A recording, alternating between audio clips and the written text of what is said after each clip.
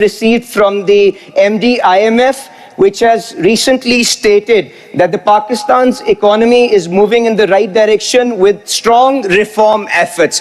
So the focus is not to provide temporary solutions, but to address the structural issues of the economy, which has forced us into a boom and bust cycle. So another similar validation when the IFC head was visiting here after many years was when he said that we believe in Pakistan's long-term potential. Our goal is to invest $2 billion annually to support growth in Pakistan.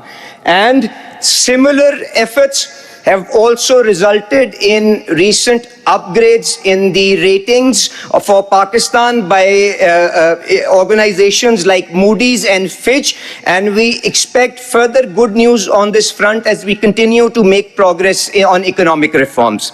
So now, as we move from anchoring and stabilization towards a more inclusive, resilient, and sustainable growth paradigm, the focus, the effort of this forum is to highlight and showcase what kind of role mining can provide in this transition. And the next few slides, with the help of the next few slides, I would like to showcase what Pakistan has to offer, what is being done to facilitate that, and where do we stand in terms of excavation, capacity building, and value addition. So let's go to the next slide.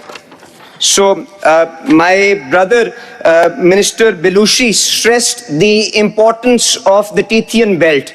So undoubtedly that belt remains vastly unexplored, and it starts from east of Europe, passes through west of Pakistan, and goes all the way up to Southeast Asia. So this is where it enters Pakistan, goes up to KPK, and then moves on towards Southeast Asia. So now this is just to spotlight where Pakistan is on the Tethyan belt. Now I will just zoom in on the particular areas and what kind of potential is available there in those provinces. So next slide, Ji. So now we are into Balochistan, which I think is richly endowed and undoubtedly has one of the largest reserves, untapped reserves of copper and gold.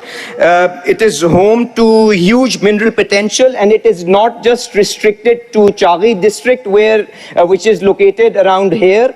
I think Chaghi has gathered a lot of spotlight because of the Rico Dick project and the Sandik project that are being discussed, and has tremendous potential of copper and gold. But then there is also the Khusdar and Lasbela belt, which is located somewhere over here, and there are measured reserves of lead and zinc over here. And then there is the Zob corridor, which is somewhere over here, and there are indications of chromite and antimony that have been seen over there.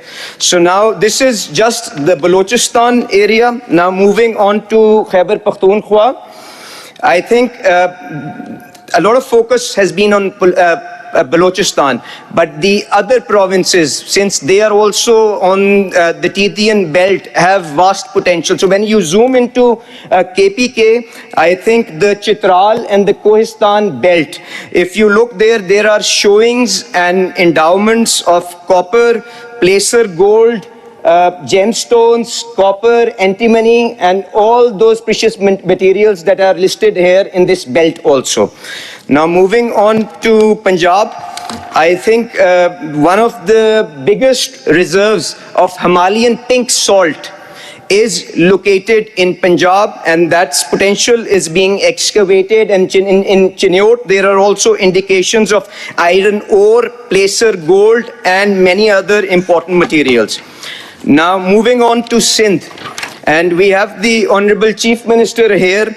I think the biggest, one of the biggest reserves of lignite coal is located in Thar. The sizing of that opportunity is around 175 billion tons.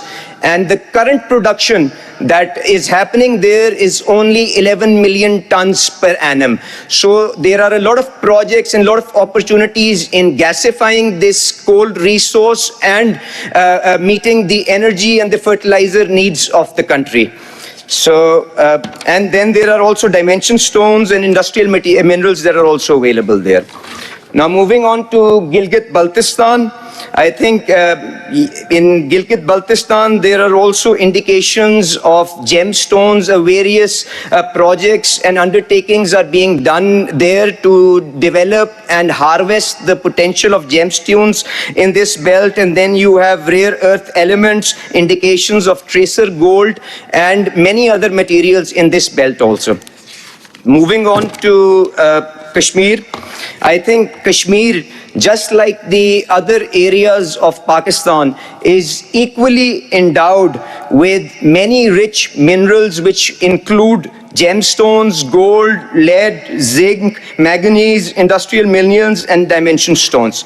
So this is, we can go to the next slide. This is just to highlight the kind of potential that remains untapped within Pakistan and what is being done to cultivate and harvest this potential. So now on what the government is trying to do to facilitate the discovery of these minerals and to add value to these products. I think everyone understands and appreciates that minerals primarily remains a provincial subject.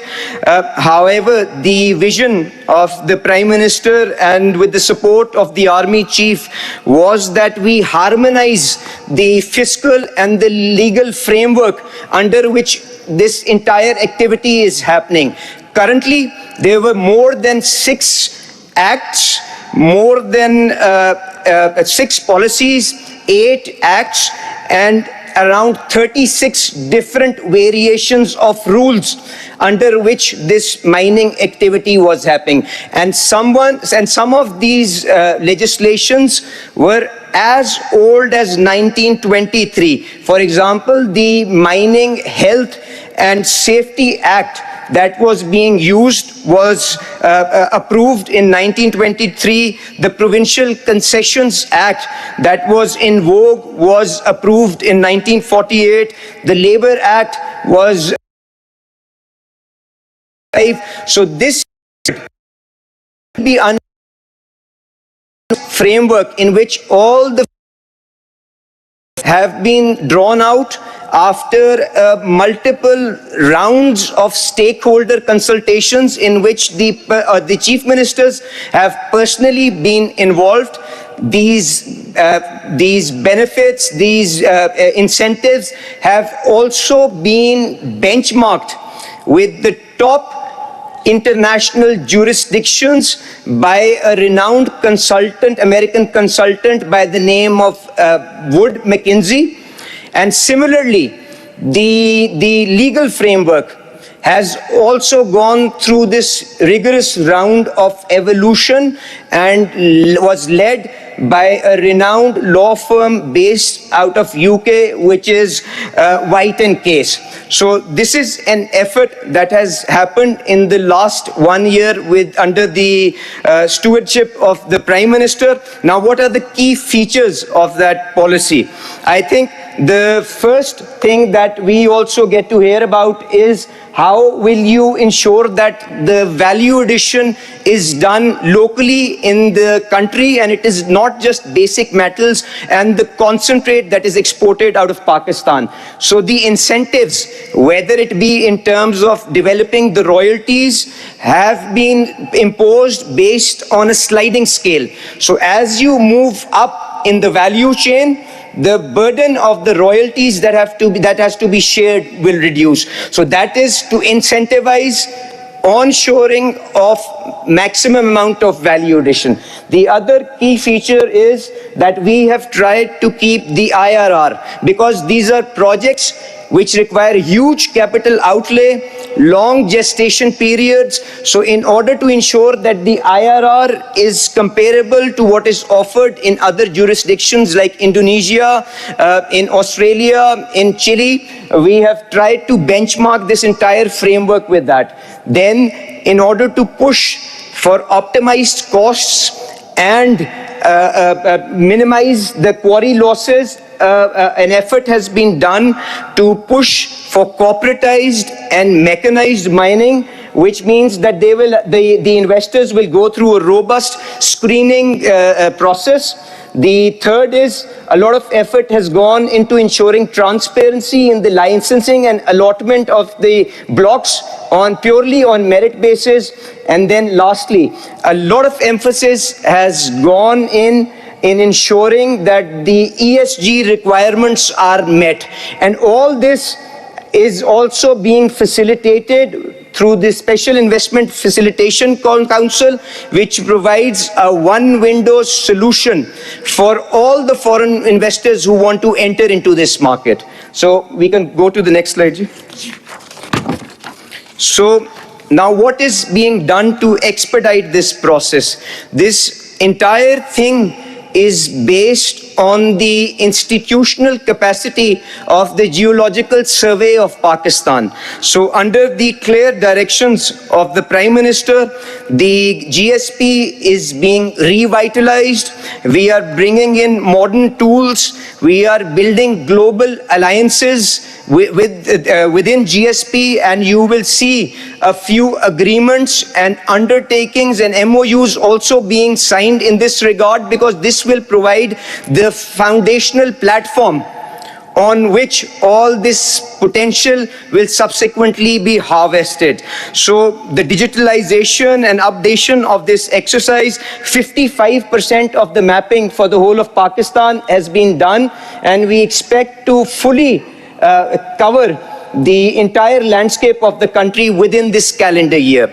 After that, we are also trying to leverage GIS-based technologies to centralize and share critical sector data, consolidation of this data, and making it easier for potential investors. That is another effort that we are moving towards. So, next slide. So now, coming to the last slide of my presentation. So the emphasis that I want to put through this slide is that as the world transitions towards greener technologies and modern tools, the reliance on these critical metals will increase exponentially. And most of the brownfield discoveries that are operating currently on the global landscape, they are waning in terms of importance. So Pakistan provides that untapped opportunity with which we can meet these global requirements. There are more than 20 active exploration licenses that are underway. There are, since these projects require a lot of technological knowledge and expertise, manpower skills, we are trying to build international alliances to spotlight some successes for the world. And I'm grateful for Barrick, who has joined us, teamed us with exploration of Reko-Diq. Mr. Mark Bristow is personally here. He would be providing detailed information on the project. Then we have our friends from UAE, International Resource Holding, which is helping us develop this sector. The Chinese friends, MCC, is already involved in SENDAC and continues to cooperate with us in development of this sector. So this is the other pillar of support in how we are trying to manage this transaction and tap into this potential. But the local entrepreneurs, the Pakistani businessmen, they're all also trying to step up to meet the requirements of today's world and the demand for minerals that is expected over the next couple of years. So those capacity building is happening. We have a few success stories. You would be hearing about them here. The National Resource Limited, Globacor, Sadiq Sons. They also have stalls in the exhibition center. When we are through with these presentations, you will also have the opportunity to see the good work that they've done. The public sector companies are also stepping up. All these companies are actively engaged in this effort. So this is basically the landscape and what the government of Pakistan under the leadership of Prime Minister Shehbaz Sharif and with the able guidance and support of the armed forces is trying to do in this landscape. And I look forward to hearing your views and building on the journey that we have inshallah embarked on with this conference. Thank you very much for your participation.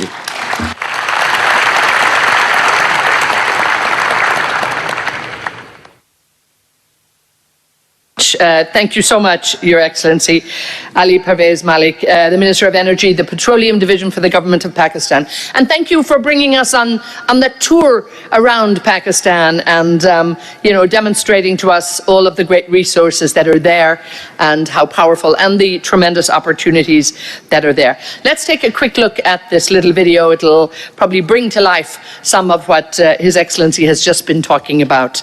And let's just see our video here from the Minerals Investment Forum.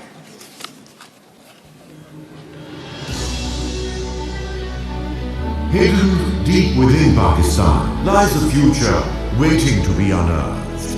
From the windswept mountains of Balochistan to the snow-capped terrain of SHEHBAZ lies behind this mineral momentum. Our people are not just trained, they are ready to lead. Pakistan takes a historic step forward.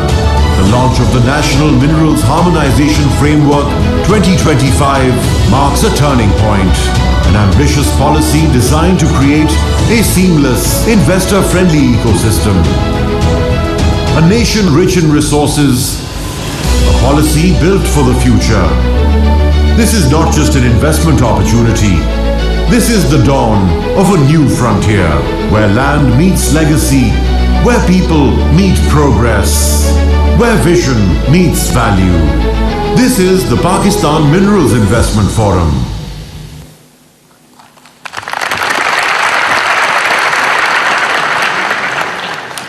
And there you heard it, the dawn of a new frontier.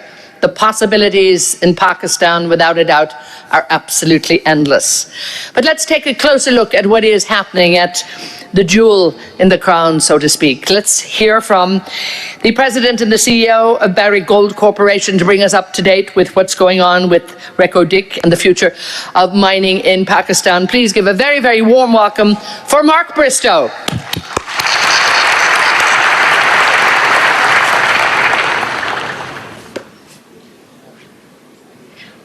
Lovely to see you.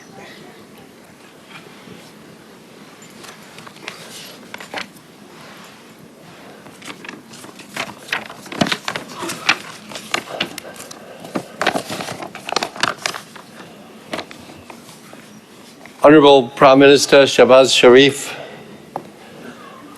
Chief of Army Staff General Asim Munir, the Honorable Deputy Prime Minister of Pakistan, our own Minister of Energy and one day Mines, Ali Pervez Malik, all our other honourable ministers, both federal and provincial, and a special welcome to visiting ministers, honoured guests from other countries. A special welcome to our Chief Minister Bukti of Balochistan. And a very good morning, ladies and gentlemen and fellow miners. And in particular, I would like to express my sincere gratitude to those colleagues from the major mining and international mining companies that accepted our invitation to join us here in Islamabad to talk about future of mining in Pakistan over the next 2 days. A lot of work has gone into arranging this event, and so I'd like you to join me in thanking all of those who made this such a success.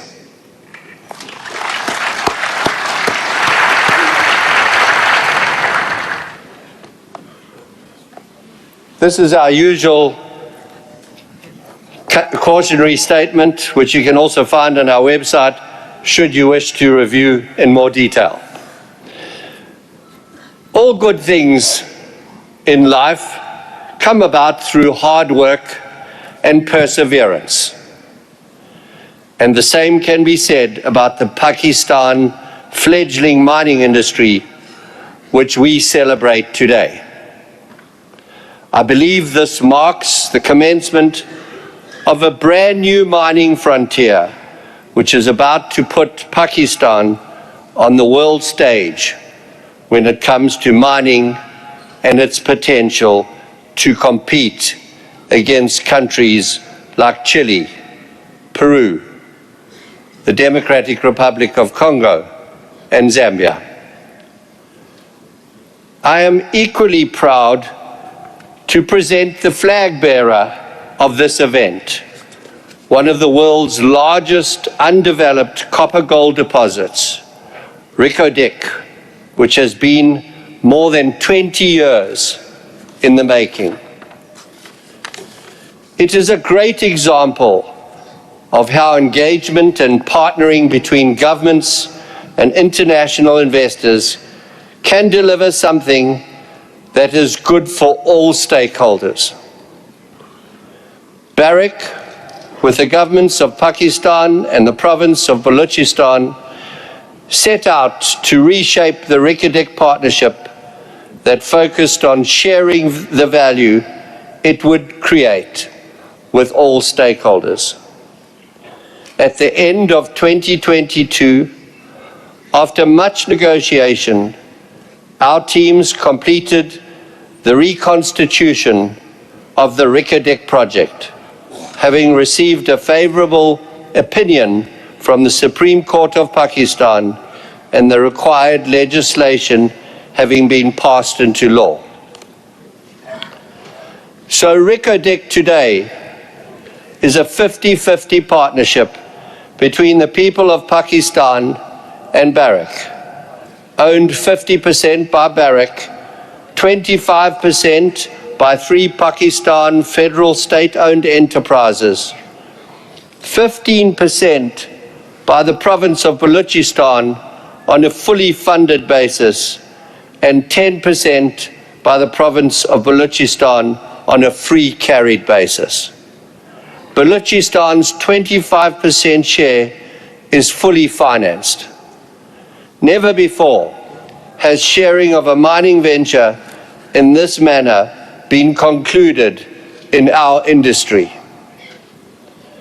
Following the reconstitution in 2022, we immediately set out planning the development of the mine into a world-class, long-life mine, which substantially expand both Barrick's strategically significant copper portfolio and its benefit to Pakistani stakeholders for generations to come. At the end of 2024, the feasibility study was completed, producing total contained, proven, and probable mineral reserves of 15 million tons of copper and 26 million ounces of gold. This mine is set to become one of the lowest cost copper producers in the world. And I would like to note that the bankable feasibility study focuses only on 5 porphyry deposits. Based on the prospectivity of the mining and exploration leases and that are already defined, there's every reason to believe that Reko Diq will still be operating past the end of this century.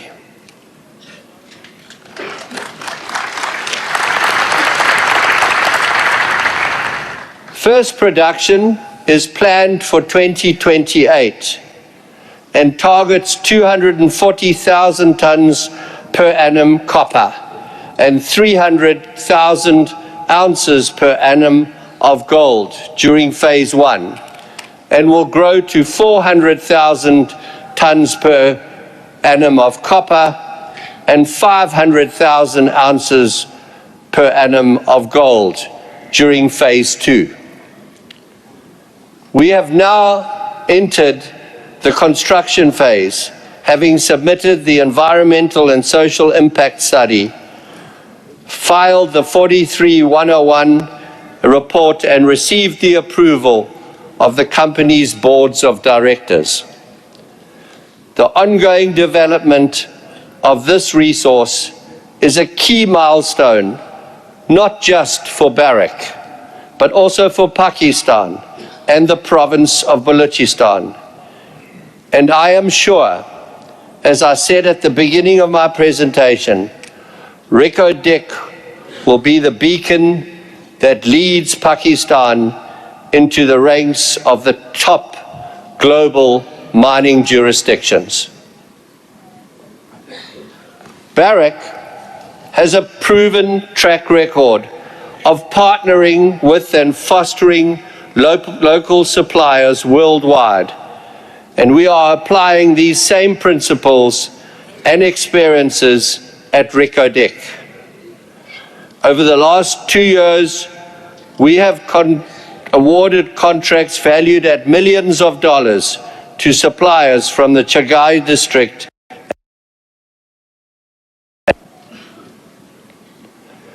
Reko Diq will be a major contributor to Pakistan's economy and will have a transformative impact on the underdeveloped Balochistan province, where in addition to the economic benefits it will generate, the mine will also create thousands of high-paying jobs, promote the growth of the regional economy, and invest in development programs. During peak construction, Reko Diq is expected to employ more than 7,500 people, and once in production, is expected to create approximately 4,000 direct long-term jobs. Barrick prioritizes the employment of local people and host country nationals at all our operations around the world. As part of this commitment, we launched the International Graduate Development Program for Reko Diq project in July 2023. Balochistan graduates, selected from thousands of applicants, embarked on an intensive on-the-job training program at Barrick mine sites throughout the world, including Veladero in Argentina and Lumwana in Zambia. 9 graduates have completed year 1 of the program. Another 18 have recently been selected. This hands-on experience is designed to equip talented youth from Balochistan with practical skills and insights into world-class mining operations. By the time we get to the final construction phase of the mine, we expect to have around 50 of these international graduate candidates. And at completion of the program, graduates are expected to return to Balochistan and the Reko Diq project, contributing to driving change in their communities. Their participation in the program not only helps to address the regional skills gap, but will create the foundation of management in Reko Diq based on local people. Our social investment and development plans were put in place well in advance of the start of construction. These have already improved the livelihoods of the local communities, providing access to clean drinking water, food, health, and education.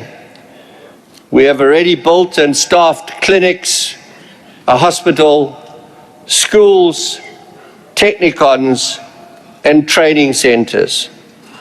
And one thing I'm particularly proud of is that most of the children now around Reko Diq go to school every day. And of those students, there are approximately 50% boys and 50% girls.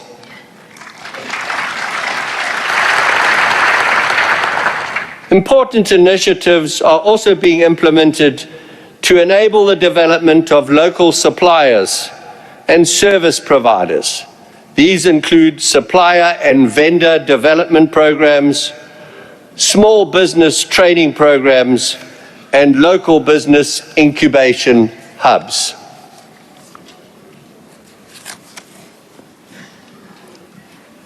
I can say confidently, ladies and gentlemen, there's still so much more to explore and invest in Pakistan.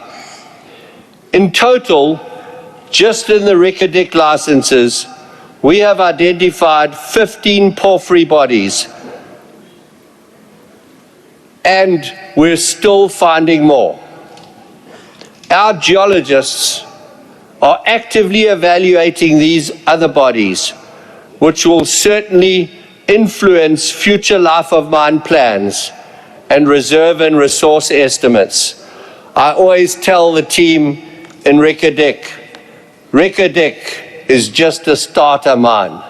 There's lots more to come.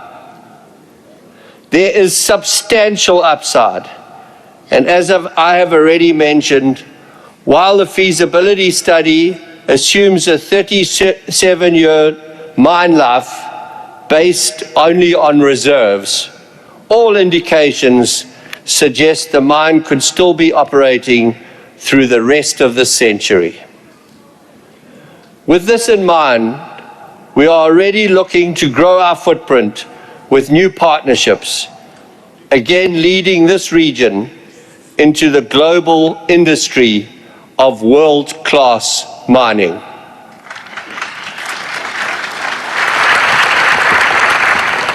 Since the reconstitution of the Reko Diq project and our collaboration with the governments of Pakistan and the province of Balochistan, we have been able to build a truly world-class and one-of-a-kind partnership to showcase to the world what is possible. There's a lot more to be done, and I again welcome you to Pakistan with its enormous mineral and metals endowment. I believe we are on the verge of something truly transformational, and thank you for joining us today and tomorrow. And I encourage you to be a partner in transforming this part of Asia into a new mining frontier which will benefit all stakeholders, and in particular, the people of Balochistan. Thank you for listening.